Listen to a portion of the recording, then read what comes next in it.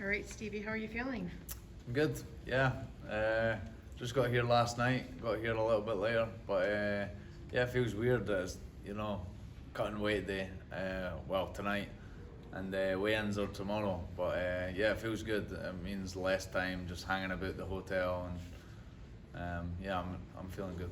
And hanging about the hotel, you might run into your opponent. Have you seen him yet? Yeah, I've seen them, but I don't mind that.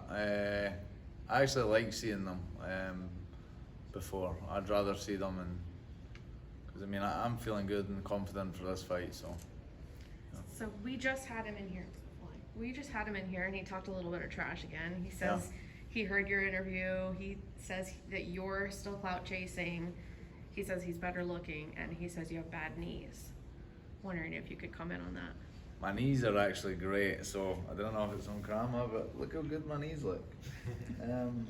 My knees are usually, if you looked at my knees, they're not as thin as that, and I've not got the quads like that either.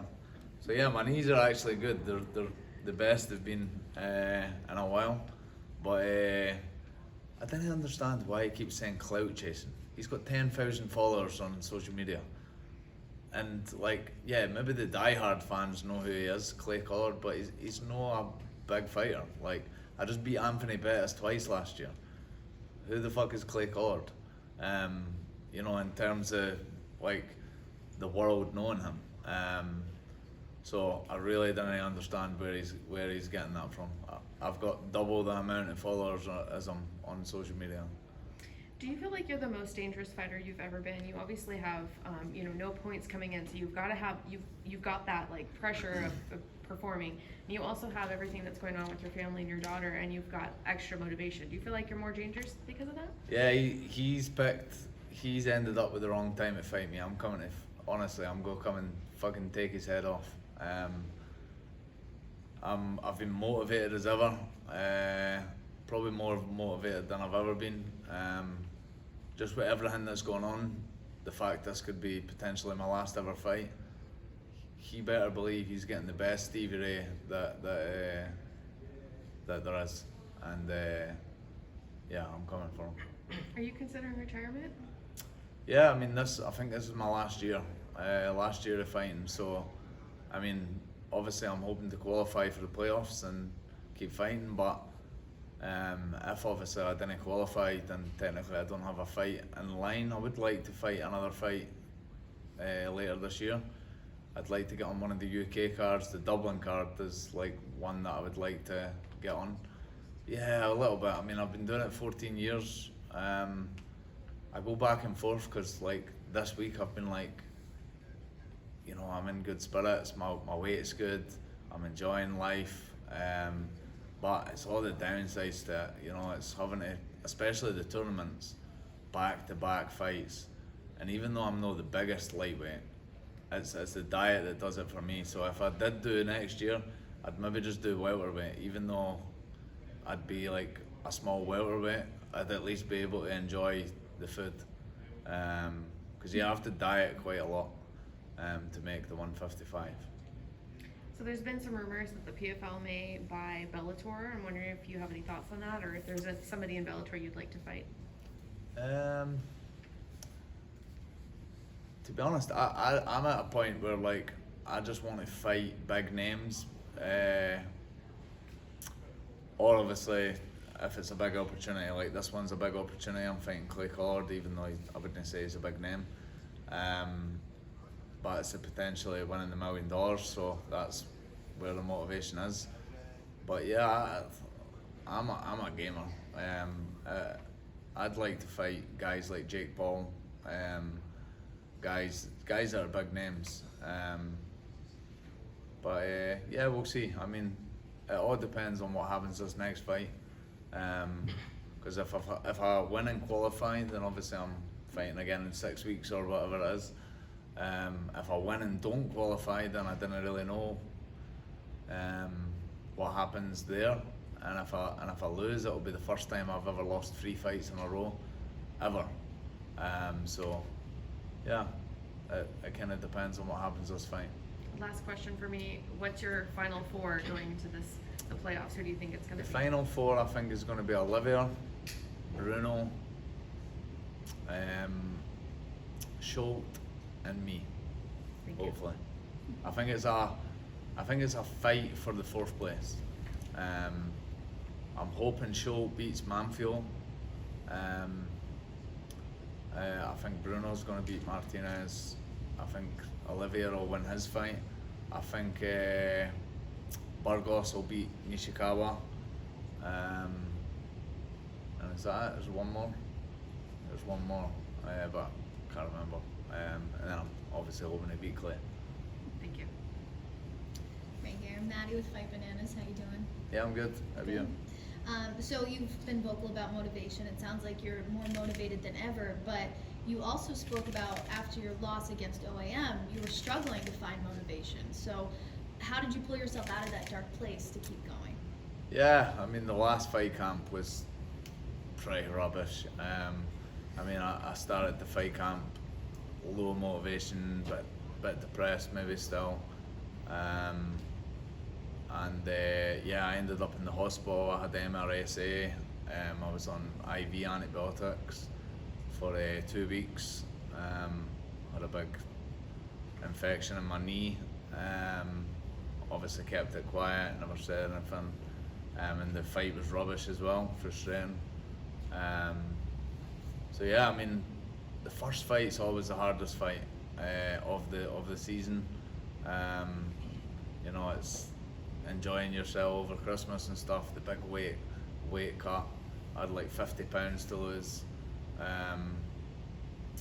So yeah, I mean, it's just been so much easier keeping the weight down, and my body's healthy, and then obviously my daughter's just had brain surgery, so that's given me a lot of motivation. The fact this could be the last one, yeah, I'm excited for it. Yeah, you were just talking about, potential retirement, and for you, is that more of a mental reason or a physical reason? It's more a physical reason, probably. A bit of both. It's more my wife hates my job. I've got 4 kids. With this season, back-to-back fights, you're pretty much on fight camp the whole year. As most professional fighters know, at this league and level, one fight camp's like 3 months. So if you're fighting 4 times in a year, that's 12 months. That's the whole 12 months you're on fight camp. There's not a lot of time for anything else in life. Yeah, it's tough. It's tough to enjoy your life. So yeah, I mean, it just kind of depends on what happens, but I think maybe just even a break from it whenever, if I don't qualify, or if I do qualify and I win the whole thing, we'll see. I maybe just need a break to see if that is it forever, but yeah. Last one for me. You've been very vocal about what's going on with your daughter Mila. She had a very busy 3 weeks with a lot of surgeries. Any updates on how she's doing? Yeah, so she's doing well. She had the first surgery. They took a golf ball size of her brain. That was a way of getting tested to see like what exactly it was, but the surgeons did say it did feel different to the rest of the brain. Yeah, so that was going well. I think 10 days post-surgery, she ended up where the cut ended up opening. She had swelling on her head as well that we were wondering why swelling came all of a sudden after 10 days. Because if it was normal inflammation, we would kind of expect it straight away. So we're not sure what that inflammation was yet, but we do know that she ended up with an infection. It's very low chance to get an infection after surgery, and they said only 1 or 2 has ever ended up with an infection that they've done. And Mila obviously is one of the ones that ended up with it. So they done a partial surgery where they basically cleaned the part that had opened a little bit and cleaned that part, re-stitched it, and that was that. Then I think a couple of days after it, another person had seen it, that's to do with all the surgeons and stuff, and said we were told she was getting surgery that day. It was a little bit of a scare. Emergency surgery, the whole thing got opened again, cleaned out. They wanted to check if the bone was infected, so the part of the skull that they had took away, they said if that was infected, they would have to remove that and they would have to put a titanium plate in. But they weren't able to tell if it was infected or not. They said that that wouldn't show until about 4 or 5 weeks post-surgery. So she's on IV antibiotics for 2 weeks. But Mylan herself has been absolutely fine. You wouldn't even think she's had surgery. So that's been kind of the good part of it all. The fact that she's actually just well. It was so much harder to deal with if she was actually unwell and struggling. But yeah, she's been great. And that's what gives me the motivation as well. It's like, it doesn't matter how hard this fight is. It's not as hard as the fight she's had to do. So yeah. Thank you for sharing. Thank you. Awesome. Over here, far left. Hi, our thoughts and prayers go out to you and your family first and foremost. But knowing everything that's at stake for you, that you need to get through Friday in order to move on with anything, and knowing Clay Collard's penchant for not just striking really well, but also mixing things up and being an incredible wild card, where do you think you might be able to take advantage of all of his stylistic kind of weaknesses?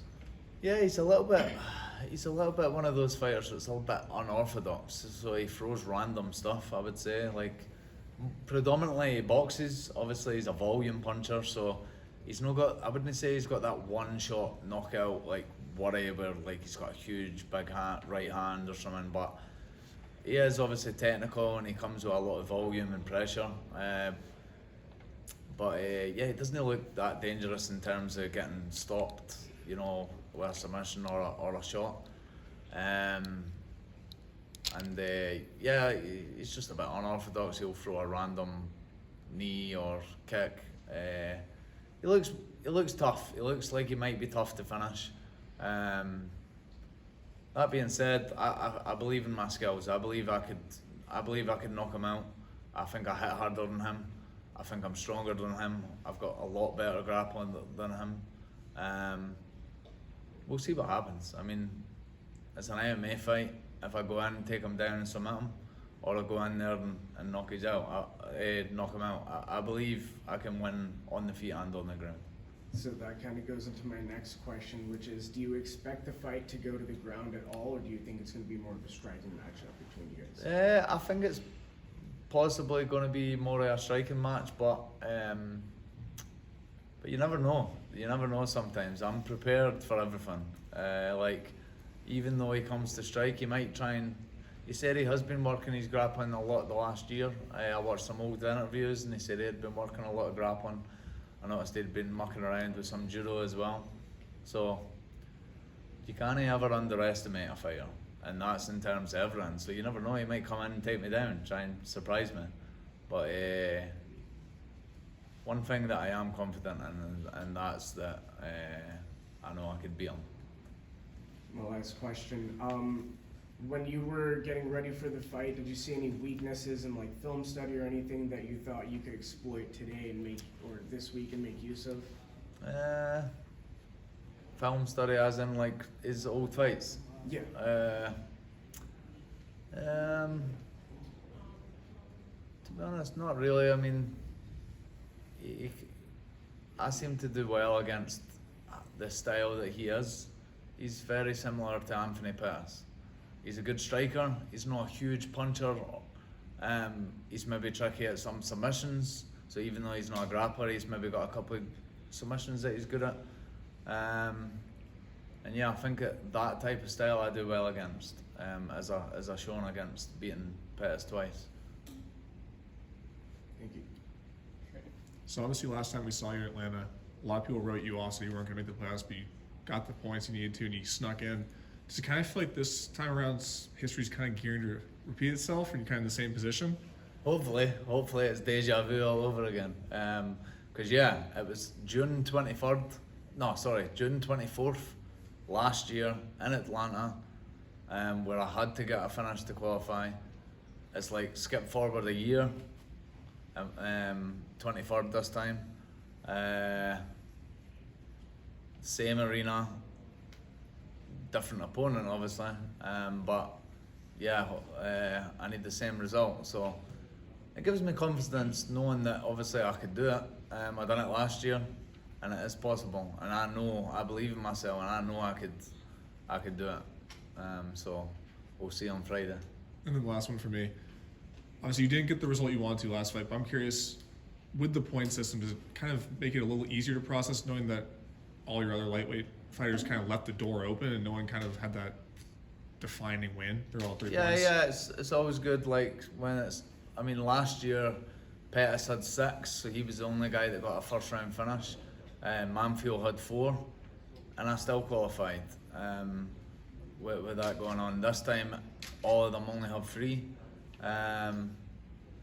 But yeah, I mean, even if I did win, let's say I did even win and I got 3 points against Schultz, I would still be in the same position where I had to get possibly a finish, because even just getting another 3 points and having 6 points sometimes isn't enough. Like, it's so crazy what can happen. I mean, look at the featherweights. Chris Wade was going through.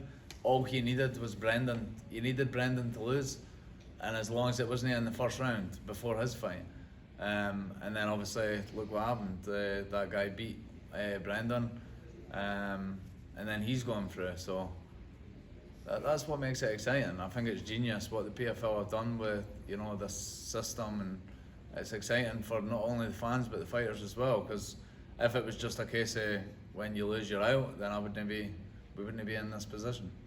Thank you. You wasn't lucky.